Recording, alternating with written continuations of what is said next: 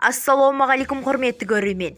Егер жаңалықтарды алғашқылар қатарында біліңіз келсе, арнамызға подписаться және де бір ғана лайк темелерін басып, видеоны соңына дейін тамашалаңыздар. Шымкент тұрғыны өмірден түңіп, 5 баланы жалғыз өзі бар күшін салса да, тойып тамақ бере алмай жатқанына күйініп, осындай шешімге келгенін айтып отыр. Әйелдің желідегі жазбасына қарасақ, 1 жыл бұрын күйеуі тастап кеткен. 5 баланы сүйреп ескі суық от жағып тұратын жаздық үйді жалдап тұрады.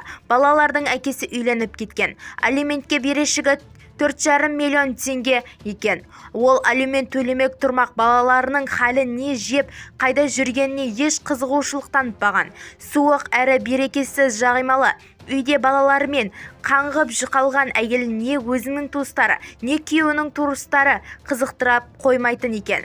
Өмір сүруге күшіменен қайуары қалмаған келіншек журналист Гүлмира Әбіқайға іштегі маза бермей жүрген ойын осылай жазыпты. Мен 5 баламды өлтіріп, соң өзімді өлтіремін. Шаршадым уже, менде басқа жол жоқ, деген әйел.